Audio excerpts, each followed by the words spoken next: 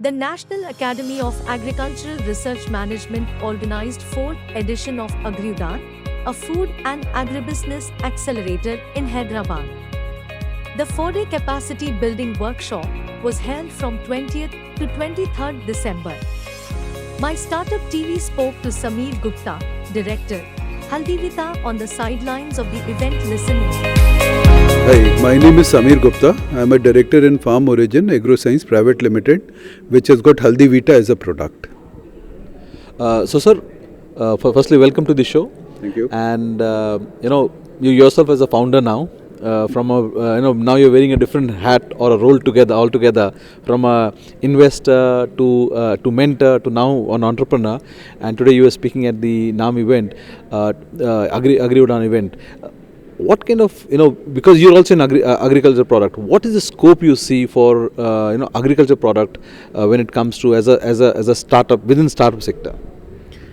See, the scope is tremendous. What I feel is in India, this agriculture segment has never been given enough importance.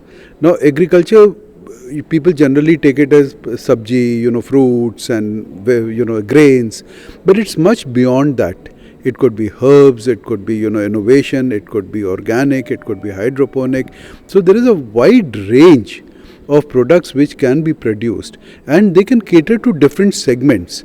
It's not necessary that all the agricultural products should go to the similar segment. It can go to various segments. And lately, because of the research work and, the government has also been giving importance to Ayurveda, new knowledge is coming out. New people are coming forward. They want to create new kind of products. And this COVID also has given an impetus to this whole process. In the sense, people have started recognizing the spices of India. They have started recognizing turmeric. They talk about curcumin. So I think the scope is huge. It's huge. So you yourself, have launched your own product, which is Haldivita, which comes from a certain segment, a certain geographical location, and has got medicinal properties.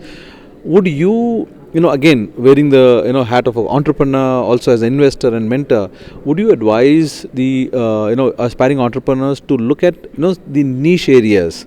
Because it's not just doing the, as you said, agriculture, the known agriculture of let's say growing vegetables or fruits. Sunil, here I would like to mention one thing. In India, the agriculture is not very advanced. It's pretty primitive. So agriculture is also required. Agriculture is also required. Warehousing is required. Cold storages are required. Cold chain transportation is required. So there's a whole lot of stuff which is required in India. Okay. Now coming to your point, some of these startups, they can definitely do a wonderful job, but they have to think from a businessman, like a businessman. Because it cannot happen that one product, like I know one person, he is doing Moringa product. He has come out with 2 or 3 products. It has got a limited market. Either you expand it or you grow with it, or you kind of outsource it to somebody, outsourcing in the sense white labeling you do for somebody. It has got a limited market. So, a person has got to think like a entrepreneur.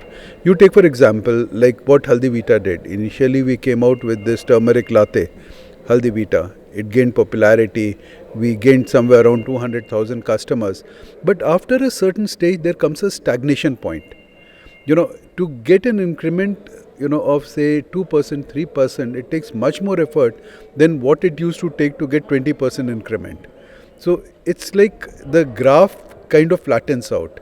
So that is a time when you have to push the product in a very innovative way. So what we did was, we said like Haldivita, it's a very educative product in the sense that you have to educate people. Okay, people don't understand what is turmeric latte, most of them. Some do. Then we said, why don't we come out with herbal tea with spices and bring out a different range. Now everybody knows what is herbal tea, what is green tea. So that kind of brings the brand name, again it surges, the brand name upwards. And then this can piggyback onto that. Then the initial product can piggyback on this. Similarly, we came out with cookies, Ashwagandha cookies, Giloy cookies. Now we are coming out with premium cookie segment with berries and all. We are coming out with herbs, spices, and we are also coming out with essential oils. So that's going to complete the package. So we have to keep on working towards it. You talked about the importance of compliance at the talk. do you see that there is a lack of understanding about for the importance of compliances and getting all the filings done in time? Is becoming very, very complicated. I mean, in the process to ease out, all these matters, I think the bureaucrats are complicating it much more. I mean, I myself am a chartered accountant, but at times I get lost. And the kind of money I spend on professionals, and they're all there to fleece you. So the kind of money which a startup has to spend on these guys, it's ridiculous. If they can make it very simple, one form, one company, one form per annum, that should suffice. But I don't know why they are complicating. They want KYC to be done. They want the directors, kind of KYC to happen, the company information to go, loan information, debt information. I mean, they're really complicating it. That's my take. Sorry, I mean. As a startup founder myself, I see the number of documentation you have to do and the process. I mean, every month there is this sword hanging on your head, which is the GST that has to be filed. So, well, I understand on one side we have to do it, but other side, it has to, if it can be made easier, especially for early stage startups, so that they don't go through these hoops of concentrating doing the documentation rather than building the business. Now, coming to the event itself, what's your thought about it? How do you see the whole the AgriUdan 4.0? No, it's very interesting. Some of the startups are doing very interesting work, and they need. I mean, the more startups they come up in this area, like I was just talking to the guy who's renting out, tractors and infrastructure. These kind of startups, they will definitely help in developing the ecosystem. But the only question is the scaling up, because they can be very geographic, location specific. So they have to scale up, and for that they need funds, they need advice, they need mentoring. Of course, these institutions are doing a great job by getting people over, by guiding them themselves also. But I feel, there has to be some kind of a system, what I have been talking about in various, platforms, which could aggregate some of these startups. Like suppose there are 10 startups, there are suppose 10 startups in different incubation centers, which are talking about infrastructure. Then can, somebody take the onus and say, okay, let's aggregate them. If somebody, an inquiry comes for Meghalaya from here, then the one startup can do it and they can all share revenues, some kind of a sharing model. Like it's like a lead generation, sharing model. So that is very much required. Similarly in the warehousing and cold storage. So wherever it tantamounts to infrastructure or plant and machinery, I think there is some requirement, where a common database, a common, kind of interaction is required. It's not easy. I'll again qualify my own statement by saying it's not easy. But that is the call of the hour. Finally, sir, My Startup TV is a channel for startups and enablers like you. What are your thoughts about our channel?